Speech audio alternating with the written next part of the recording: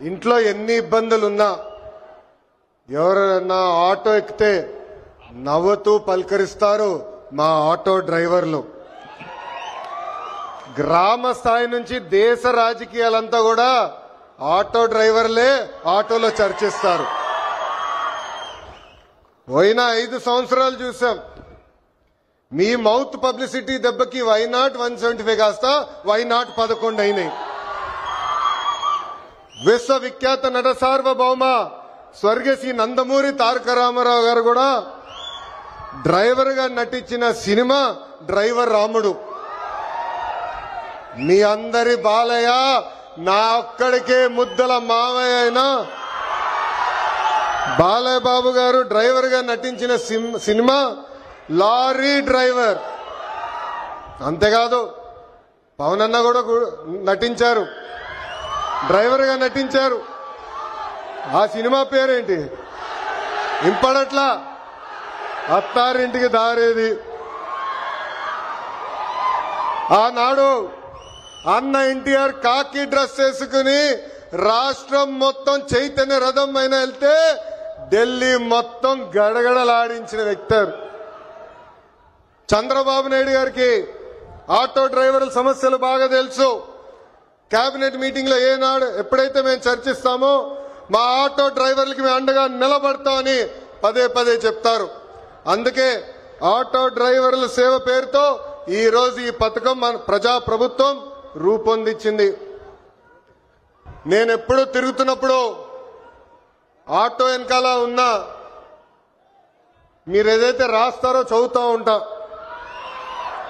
ఒక కొటేషన్ నాకు బాగా నచ్చింది. ఆ కొటేషన్ ఏంటంటే, వర్షం ఎలా పడుతుందని పిల్లలు అడిగినప్పుడు దేవుడు కురిపిస్తున్నారని చెప్పొద్దు, మనం ఒక్క మొక్క నాటితే ఒక్క నీటి బట్టు వర్షం ద్వారా వస్తుందని ఒక ఆటో డ్రైవర్ పెట్టుకున్నారు. అంటే ప్రకృతి పట్ల మనకున్న బాధ్యత ఆ ఆటో డ్రైవర్ ఈరోజు సమాజానికి నేర్పిస్తున్నారు. ఇంకొక ఆటో డ్రైవర్ కొటేషన్ చూసా, అందరూ బాగుండాలి దాంట్లో నేను కూడా బాగుండాలని చెప్పారు. మూడో కొటేషన్, జరా భద్రం భయ్యా మనందరం చల్లగా ఇంటికి వెళ్ళాలి. అంటే స్పీడ్ గా నడపద్దు, ర్యాష్ గా నడపద్దని ఆ ఆటో డ్రైవర్ చెప్పే పరిస్థితి. ఈ కొటేషన్లన్నీ మీకు ఎందుకు చెప్తున్నానంటే, మా ఆటో డ్రైవర్ల మనసు పెద్ద మనసు. ఎవరన్నా బ్యాగ్ మర్చిపోతే తిరిగి వాళ్ళకి అందిస్తారు, ఎవరన్నా పొరపాటున సెల్ ఫోన్ మర్చిపోతే వాళ్ళ ఇంటికి చేర్చుతారు.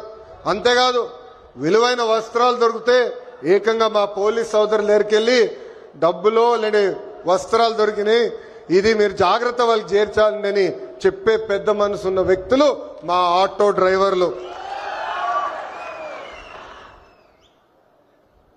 ఆటో వెనుక నవ్వు తెప్పించే కొటేషన్లు కూడా ఉన్నాయి స్వామి.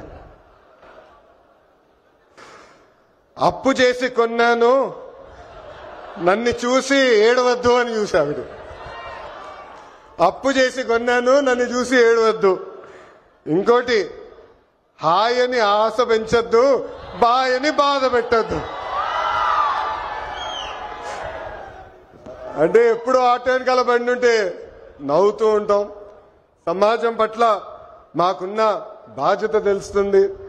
ఎన్ని సమస్యలున్నా ఎన్ని ఇబ్బందులున్నా నవ్వుతూ ఆదరిస్తారు మా ఆటో డ్రైవర్లు. అందుకే యువగలం పాదయాత్రలో ఆటో డ్రైవర్లతో ప్రత్యేకంగా నేను సమావేశం ఏర్పాటు చేసుకున్నా. వాళ్ళు ఎదుర్కొంటున్న సమస్యలు నేను తెలుసుకున్నా. ఆనాడు ఆటో డ్రైవర్లు నాకు చెప్పింది ఒకటి, కుడి చేతిలో 10,000 పెడతారు, ఎడం చేతిలో 20,000 రూపాయలు లాగేస్తారని. అరే ఎట్లా లాగుతున్నారా భయ్ అని అడిగా. గ్రీన్ ట్యాక్స్ పెంచారు, 20,000 రూపాయలు చేసి బాదుతున్నారన్నారు.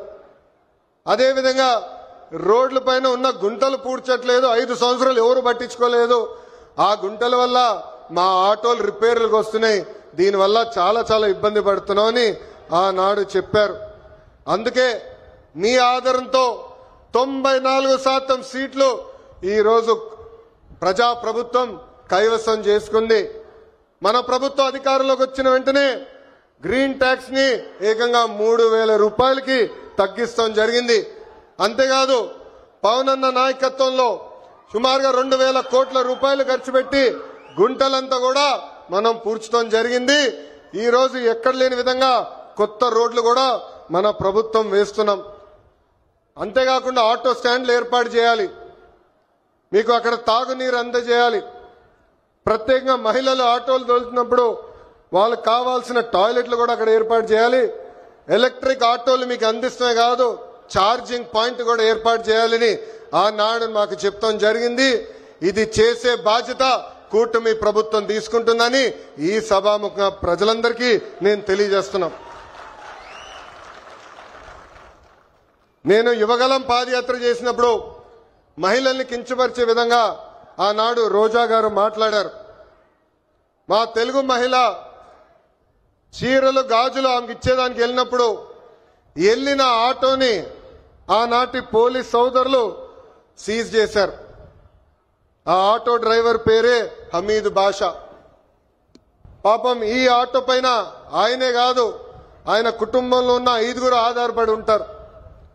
అతను నా దగ్గరికి వచ్చి, అన్నా నేను ఇబ్బంది పడుతున్నా, నన్ను ఆదుకో అంటే గౌరవ ముఖ్యమంత్రి శ్రీ నారా చంద్రబాబు నాయుడు గారు ఆనాడు నేను ఫోన్ చేసి ఒక ఆటో ఇవ్వాలనుకుంటే ఒకటి కాదు, ఏం అవసరం ఉన్నా ఆ కుటుంబాన్ని ఆదుకో, ఇది మన బాధ్యత అని చెప్పిన వ్యక్తి చంద్రబాబు నాయుడు గారు.